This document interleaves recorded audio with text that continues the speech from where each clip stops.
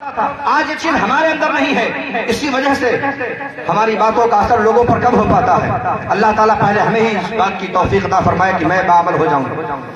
حضرات، لیکن اس سے آپ یہ اندازہ لگا لیں کہ اب کسی وائز کی بات کوئی ہم پر اثر نہیں کرے گی، یہ تو آپ کے دل کی سختی کا معاملہ ہے، ورنہ معلوم حال تو یہ ہونا چاہیے۔ سرکار ارشاد فرماتے ہیں ہمارے گناہوں کی جن گناہوں میں ہم مبتلا ہیں، ہمارے گناہوں کی بو جو بدبو ہمارے جسم سے نکلتی ہے، اگر وہ ایک دوسرے پر ظاہر ہو جائے تو کوئی آدمی کسی آدمی کے قریب آنا پسند نہیں کرے گا۔ ہمارے گناہوں کی وجہ سے ہمارے جسم سے جو بدبو نکلتی ہے، اگر وہ لوگوں پر ظاہر ہو جائے تو کوئی کسی کے پاس بیٹھنا پسند نہیں کرے گا۔ اس قدر گناہوں کی بو ہمارے اندر سے، بدبو ہمارے اندر سے پھوٹتی ہے، لیکن بس یہی ہے کہ صدقہ ہے پیارے مصطفیٰ کے کہ وہ بدبو ظاہر نہیں ہوتی۔ آپ جانتے ہیں سرکار نے ارشاد فرمایا موت کے وقت جو لوگوں کو تکلیف ہوتی ہے، اگر یہ تکلیف کسی جانور کو معلوم ہو جاتا تو جانور پگھل کر کے اس کا گوشت غائب ہو جاتا، صرف ہڈیاں رہ جاتی، لوگ گوشت کھانے کو ترس جاتے۔ موت کی وہ سختی اور تکلیف ہے، لیکن آج وجہ کیا ہے؟ اتنا سب کچھ کہنے کے بعد ہم پر کوئی اثر نہیں ہوتا ہے، ہم جیسے کہ تیسے بنے رہتے ہیں، پوری یو پی نہیں ہندوستان کی بات کرتے ہیں، ایک سال میں لاکھوں نہیں کروڑوں کے حساب میں جلسے ہو جاتے ہیں، لیکن پتہ یہ چلتا ہے اگر 100 آدمی جلسہ سننے میں بیٹھے ہوئے ہیں تو 100 میں سے ہو سکتا ہے کہ ایک آدھ کہیں فجر کی نماز میں پہنچے گا، ورنہ حال یہ ہوتا ہے مسجد کا جیسے کل حال تھا آج بھی ویسے ہی حال ہے۔ کوئی ایک نمازی نماز نہیں پڑھتا ہے کہ جو ایک نماز پڑھ سکے۔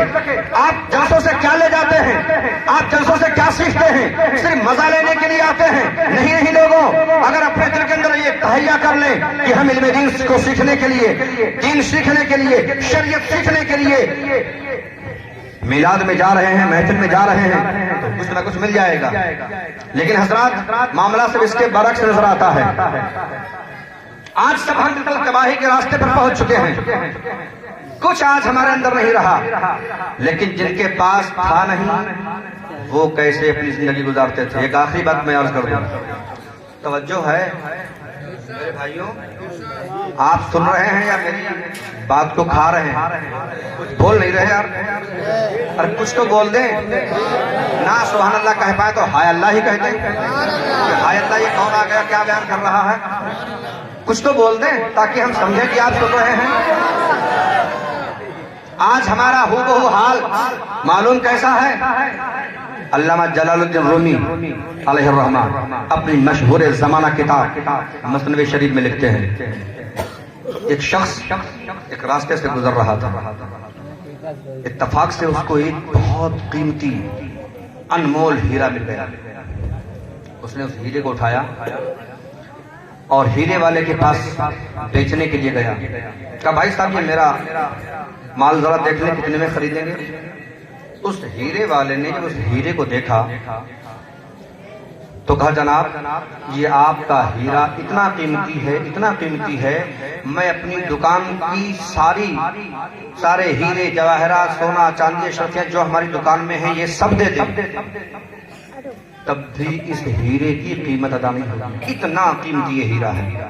کہا تب کون اس کی قیمت چکا سکتا ہے؟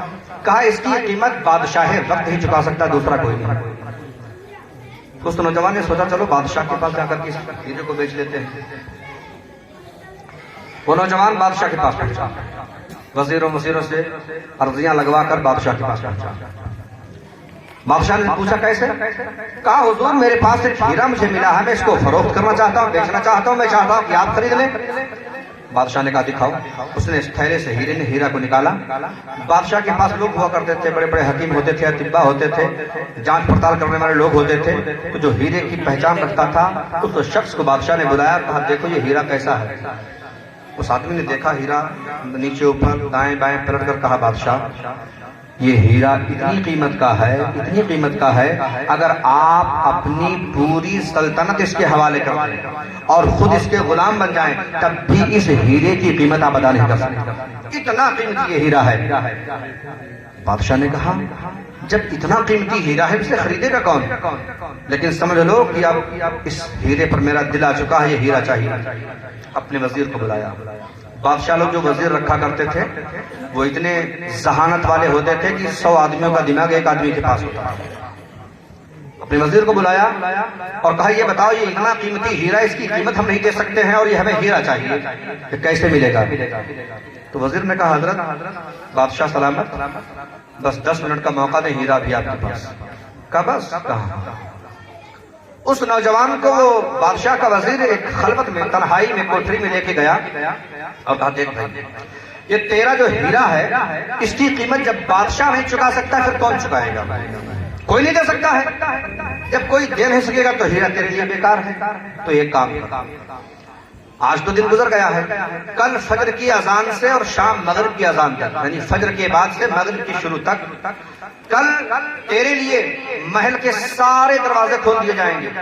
تم صبح سے آنا, شام تک محل سے جتنا مال سونا چاندی ہیرا جواہرات اشرفیاں پیسے دھن دولت جو چاہنا شام تک دھوتے رہنا, سب لے جانا تمہارے لیے, سب وہاں رہے گا اور اس سے زیادہ کوئی قیمت دے نہیں سکتا. لہٰذا یہ ہیرا دے دو اور کل بادشاہ کے یہاں سے پورا دن خزانہ تم دو. اس نوجوان نے کہا ایسا نہ ہو وزیر, ہم ہیرا دے دیں کل کو تم بدل جاؤ. تو وزیر نے کہا صاحب جان تو جا سکتی ہے پر میں اپنا قول نہیں بدل سکتا. دے دیا ہیرا. ہیرا لے کے بادشاہ کے پاس وزیر آیا, کہا حضور دیجیے. کہا بہت جلدی. کہا بس ہو گیا کام. کہا کیا کرنا ہوگا؟ کہا باپ سے کوئی مطلب نہیں, جو کچھ کرنا ہم کر لیں گے. وہ نوجوان واپس گیا. اب اس کو کل کیا کرنا ہے؟ صبح سے شام تک بادشاہ کے محل سے خزانہ روپے پیسے دھن دولت ہیرا جواہرات اشرفیاں سونا چاندی سب ہونا ہے, جتنا ڈھو پائے. تو وہ کتنا بڑا آدمی ہو جائے گا, خود بادشاہ کا ثانی بن جائے گا صاحب. تو اس خوشی میں وہ رات بھر تو سویا نہیں, جاگتا رہا. اور جب آدمی کو خوشی زیادہ ہوتی ہے تو مارے خوشی میں لوگ کھاتے بھی نہیں, کھانا بھی بھول جاتے ہیں. کھایا بھی نہیں, سویا بھی نہیں, انتظار کر رہا کب فجر ہو, کب اذان فجر ہو. اذان ہوئی, اٹھا, نماز پڑھی, نماز پڑھ کے سیدھا گھر نہیں آیا, محل کی طرف چلا بادشاہ کے. تو دیکھا واقعی میں بادشاہ کے محل کے سارے دروازے کھلے ہوئے ہیں. وہ ایک دروازے سے بادشاہ کے محل کے اندر داخل ہوا. جب محل کے اندر داخل ہوا تو کیا دیکھا کہ بہت بڑا ایک ہال ہے. اس ہال میں بڑے بڑے بیش قیمتی لباس ٹنگے ہوئے ہیں, بڑے بڑے قیمتی شہنشاہوں والے بادشاہوں والے شیروانیاں, بڑے بڑے اچکن انگرکھے, بڑے بڑے قیمتی لباس ٹنگے ہوئے ہیں. تو اس نے سوچا یار اتنی قیمتی لباس, تو ایسا کروں میں لباس پہن لوں پھر آگے بڑھوں تاکہ لوگ دیکھیں تو ہمیں بھی سمجھے کوئی شہزادہ آ رہا ہے. میں فقیر آدمی غریب آدمی اسی حالت میں اندر جاؤں گا, کوئی ہو سکتا روک دے, تو پہلے لباس پہن لوں. تو اس نے کیا کیا, ایک لباس اتارا پہنا, شیشے بھی اس میں برابر لگے ہوئے تھے, آدمی کے قد کے برابر لباس پہنا. شیشے میں دیکھا صحیح نہیں ہے, یہ ادھر کا حصہ ڈھیلا ہے, ادھر کا حصہ باہر جا رہا ہے, اتار کے ٹانگا. دوسرا پہنا, شیشے میں دیکھا یار اس میں یہ لٹک آ رہی ہے, یہ ادھر لٹک آ رہی ہے, یہ ادھر ڈھیلا ہو رہا ہے, ادھر ٹائٹ ہو رہا ہے, اس کو اتارا. اس طریقے سے اتارتے ٹانگتے اس کو 2 گھنٹے گزر گئے. تب جا کے اسے ایک سبز رنگ کا لباس پسند آیا جس کی قیمت اس زمانے میں 1 لاکھ روپے تھی. وہ لباس پہنا, شیشے میں دیکھا, ہاں اب میں کوئی شہنشاہ یا شہزادہ لگ رہا ہوں. پہن کے لباس اب وہ آگے بڑھا. تو 2 گھنٹے کا وقت لباس پہننے میں گزار دیا. اب جب آگے بڑھا تو کیا دیکھا, ایک بہت بڑا ہال ہے. اس ہال میں بڑے شاندار انواع و اقسام سجے ہوئے ہیں, بہترین قسم کے کھانے. قورمہ الگ ہے, زردہ الگ ہے, مرغ مسلم الگ ہے, گوشت الگ ہے, قیمہ الگ ہے, کباب الگ ہے, زردہ الگ ہے, بریانی الگ ہے, سب ہر طریقے کے کھانے, عمدہ سے عمدہ غذائیں, شہنشاہوں کی پھر غذائیں, بہترین کھانے لگے ہوئے ہیں. اب صاحب وہ رات بھر کا تو بھوکا تھا ہی. اس نے سوچا کہ دن تو پورا باقی ہے مال بھرنے کا, پہلے کھا لیا جائے. تو وہ کیا کرتا ہے, طرح کے کھانے دیکھ کر کے دل لالچ کرنے لگتا ہے. یار آپ ہی لوگ کوئی بچوں کو ذرا باہر کر دو, یہ نہ سنتے ہیں نہ سننے دیتے ہیں. توجہ, کیا सोचा पहले खाना खा लें, बाद में आगे जाएं, दिन को पूरा वाकिफ होने के लिए। अब वो जिसमें हाथ डालता है, निवाला मुंह में रखता है, एक अजीब किस्म का जायका, दूसरा उठाया और उम्दा जायका, तीसरा उठाया और उम्दा जायका, बेहतरीन बेहतरीन किस्म की ग़िज़ाएं अच्छे अच्छे जायके की, खाते खाते खाते खाते खाते खाते इतना खाया गले तक भर लिया। रात भर का भूखा था। उसने इस खाने में आधे घंटे का वक्त जो है सर्व कर दिया। अब जब खा पी के फिट हुआ, अब चलो भैया तो सामान धोना है शाम तक। अब जब आगे बढ़ा, अब क्या देखता है कि बेहतरीन हसीन हसीन मखमल के फर्श बिछे हुए हैं, मसनदें लगी हुई हैं, बेहतरीन गद्दे बिछे हुए हैं, फर्शे शाही बिछा हुआ है, बेहतरीन लेटने के सामान सब बिछे हुए हैं, और नौकर बड़े बड़े पंखे लिए हिला रहे हैं, आइए बादशाह सलामत, आइए बादशाह सलामत, आइए बादशाह सलामत। तो उसने सोचा यार इतने इतने उम्दा किस्म के फर्श जो बिछे हुए हैं मैंने तो कभी देखे नहीं, और खिदमत के लिए इतने बड़े बड़े पंखे लेकर के खुदाम खादिम नौकर गुलाम खड़े हैं, तो हो ना हो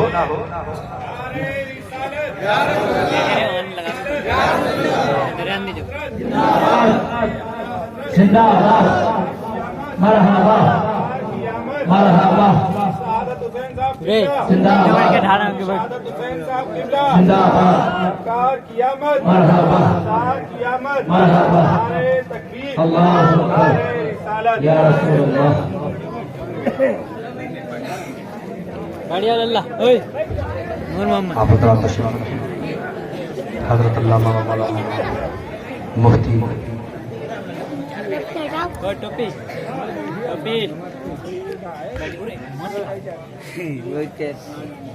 मुफ्ती शहादत खान साहब के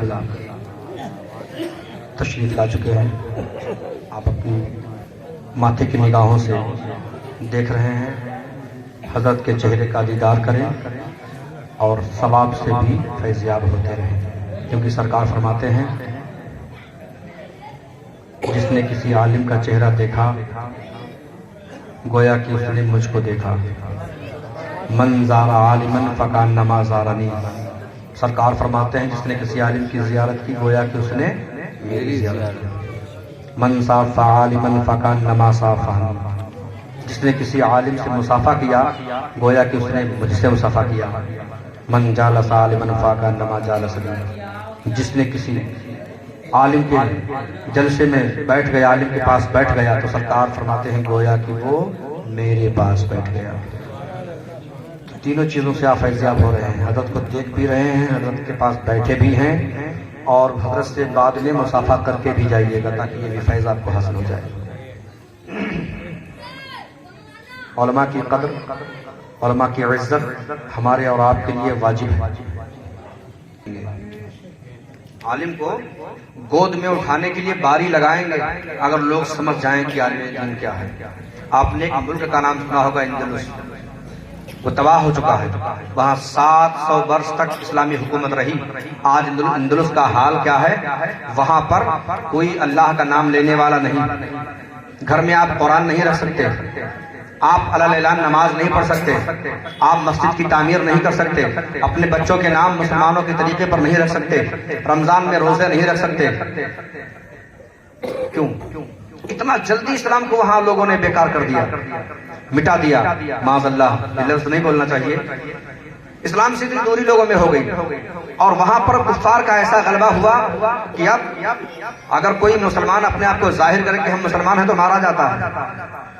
तो जहां 700 साल तक इस्लामी हुकूमत रही हो, इतना जल्दी उसका हाल ऐसे कैसे हो गया? तो इंडिया की खुफिया एजेंसी ने इसका पता लगाया, आरएसएस वालों ने इसका पता लगाया कि आखिर वजह क्या है, इतना जल्दी इंदुलुस से इस्लाम कैसे चला गया। पता लगाने के बाद, रिसर्च होने के बाद पता ये चला कि वहां के लोग उलमा की बागी बन चुके थे। लोग उलमा से नफरत करने लगे थे, लोगों के दिलों में उलमा की नफरत पैदा हो गई थी, उलमा से बुग़्ज़ रखने लगे थे, जिसकी वजह से ये हाल उन पर हुआ जो आज हिंदुस्तान में भी। इतनी उलमा से मोहब्बत करते हैं आप हजरात, इस सब की निगाहों के सामने मैं क्या अर्ज़ करूं। अगर हम उलमा से मोहब्बत नहीं करेंगे तो ये दिन दूर नहीं है कि हमको भी देखने को मिल जाए। उलमा से प्यार करो, उलमा से मोहब्बत करो। ये हमारे रहबर हैं, ये हमारे रहनुमा हैं, ये हमें सीधी रास्ता दिखाने वाले हैं, ये हमें जहन्नम से बचाने वाले हैं, ये हमें राह रास्त पर चलाने वाले हैं।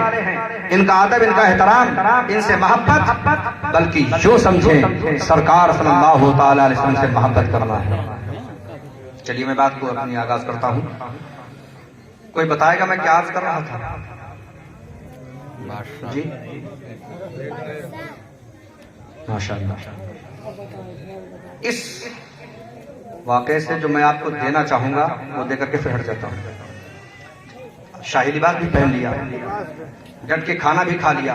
अब जब देखा कि बेहतरीन शानदार फर्श बिछे हुए हैं मखमल के, शाही महल में शाही फर्श और पंखे झलने वाले नौकर पंखे हिला रहे हैं, तो उसने सोचा कि माल ढोने के लिए तो पूरा दिन बाकी है, चलो थोड़ी देर आराम कर लिया जाए। और बुला भी खादिम नौकर रहे हैं, तो साहब ने क्या किया, एक फर्श पर जाकर के लेट गए, आराम करने लगे।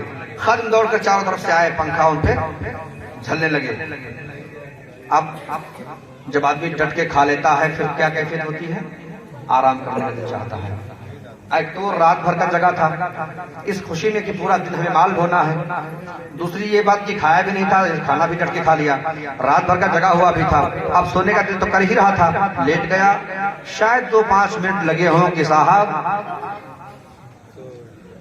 आलमे ख्वाब में पहुंच गए, सो गए।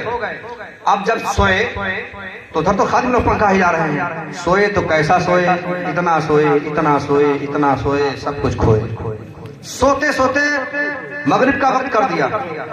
उधर अल्लाहु अकबर की सदा हुई, आज़ान मगरिब कि वजीर साहब, बादशाह का वजीर आ गया, पैर पकड़कर हिलाया, ऐ नौजवान उठ, चल निकल महल से। कहा क्यों?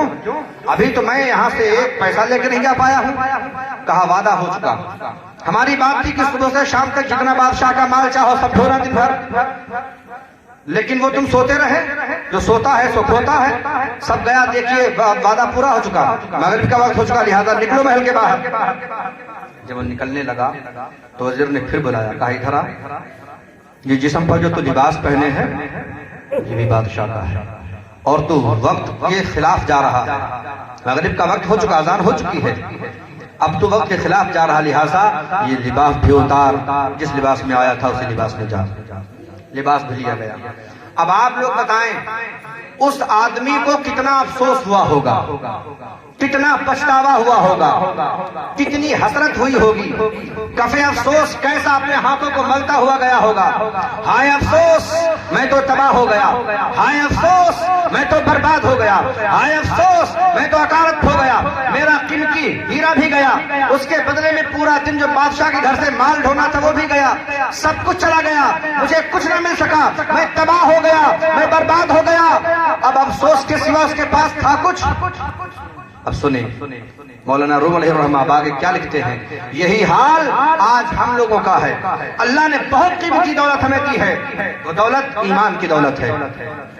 बहुत कीमती दौलत हमें जो दी है वो दौलत ईमान की दौलत है। इसके बदल में अगर कोई चांद और सूरज लाकर हाथ पर रख दे तब भी इसका हक अदा नहीं कर सकता। पूरी दुनिया की हुकूमत देने को तैयार हो जाए कि ईमान छोड़ दे, ईमान वाला अपना ईमान छोड़ने को तैयार नहीं, इसलिए कि पूरी दुनिया की कीमत से ज्यादा कीमती हमारा ईमान है। तो अल्लाह मरूम अलैहिर्रहमा फरमाते हैं कि सबसे कीमती हमारे पास ईमान है। आज हम इसकी कदर नहीं कर पा रहे। हम किसमें लगे हैं? उसी नौजवान की तरह, अच्छा पहनने में, बेहतरीन खाने में, बाकी सोने में। आज हमारा हाल यही है। हर इंसान की ख्वाहिश होती है हम बेहतरीन से बेहतरीन, अच्छा से अच्छा लिबास पहने, जितनी तकरीबों में जाएं, जितनी शादी बारातों में जाएं, हर शादी बारात के लिए हमारे पास नया जोड़ा होना चाहिए, नया सूट होना चाहिए, उम्दा लिबास होना चाहिए। ऐसा लिबास हो कि लोग देखें तो हमें ही देखते रहें। 2000 के जूते होने चाहिए, 3000 की पैंट होनी चाहिए, पतलून होनी चाहिए, 2000 का शर्ट होना चाहिए, कीमती लिबास हो। तो आज हम इसी लिबास के पहनने में लगे हैं, और जब पहन लेते हैं फिर हम किस काम में लगे हैं? बस खाने में। खाना मिलना चाहिए, पैसा आना चाहिए, चाहे जिधर से आए चाहे जैसा आए। अब हम उसमें ना हराम और हलाल कोई तमीज नहीं कर पा रहे हैं, जैसा चाहते वैसा ला रहे हैं और आ रहा है, खाए जा रहे हैं। और जब खा पी लेते हैं फिर अब ہم سوئے جا رہے ہیں، نہ نماز ہو پا رہی ہے، نہ روزہ ہو پا رہا ہے، نہ حج و زکات ہو پا رہا ہے، نہ کوئی نیکیاں کر پا رہے ہیں، نہ تلاوت کر پا رہے ہیں، نہ کوئی اعمال صالح کر پا رہے ہیں، نہ صدقہ و خیرات کر پا رہے ہیں، کوئی اچھائی نہیں کر پا رہے ہیں۔ ہمارا وقت سارا غفلت میں، سونے میں، غفلت کی چادر اوڑھ کر آنکھوں پہ کھٹاٹوپ چھایا ہوا ہے، غفلت کی چادر اوڑھ کر آج ہم سونے میں لگے ہیں، ہمیں کوئی پرواہ نہیں ہے، ہمیں کوئی فکر نہیں ہے۔ اچانک جب ملک الموت آ جائے گا، موت کا فرشتہ حضرت اسرائیل آ جائیں گے اور آپ کی روح جب قبض ہوگی تب آپ افسوس کریں گے، ہائے افسوس، ہائے افسوس، ہائے افسوس، اللہ نے 60 سال کی زندگی دی ہے، 50 سال کی زندگی دی ہے، 70-80 سال کی زندگی دی ہے، میں اپنے رب کو راضی نہ کر سکا، میں نمازیں نہ پڑھ سکا، میں تلاوتیں نہ کر سکا، میں نیکیاں نہ کر سکا، اعمال صالح نہ کر سکا، اچھائیاں نہ کر سکا، صدقہ و خیرات نہ کر سکا، کوئی اچھے عمل نہ کر سکا، کوئی حسن عمل نہ کر سکا۔ ہائے افسوس، آج بات آ گئی ہے، ہمیں اب موقع مل جائے، اب مہلت مل جائے، تھوڑی سی چھوٹ مل جائے، تھوڑا سا موقع مل جائے، لیکن اب کچھ ہونا ہے، اب کچھ ہونا ہے۔ تو اس آدمی نے کم افسوس کیا تھا، اس کا ہیرا اور پیسہ ہی گیا تھا، یہاں تو سب کچھ چلا گیا ہے۔ اب ہم جب افسوس کریں گے تو اب افسوس کرنے سے کچھ نہیں ہوتا ہے، اس وقت ہماری توبہ بھی قبول نہیں ہوگی۔ اب قبر میں فرشتوں کے گرو چلیں گے صاحب، ہمارا حال بد سے بدتر ہوتا چلا جا رہا ہے۔ پر صاحب ہمیں کوئی پرواہ نہیں ہے، کوئی فکر نہیں ہے، ہم تو غفلت کی چادر اوڑھے ہوئے ہیں، ہمیں احساس تک نہیں کہ ہمیں مرنا ہے۔ سرکار فرماتے ہیں جو موت کو یاد کرے، جس کے اندر موت کا احساس نہ ہو، تو سمجھے کہ اس کے کامل ہونے میں کمی ہے۔ موت کو ہر وقت اپنے پیش نظر رکھیں، ہر وقت ہم یاد رکھیں کہ ہمیں مرنا ہے، موت کو ہر وقت یاد رکھیں کہ ہمیں مرنا ہے۔ جب آپ یاد رکھیں گے کہ ہمیں مرنا ہے، گناہوں سے بچ جائیں گے۔ سرکار فرماتے ہیں موت کو یاد رکھنے میں 2 خصلتیں بڑی اچھی ہوتی ہیں، ایک تو یہ کہ اس کو توفیق ملتی ہے توبہ کی، دوسرا یہ کہ اللہ اس کا خاتمہ بھی فرماتا ہے ایمان پر۔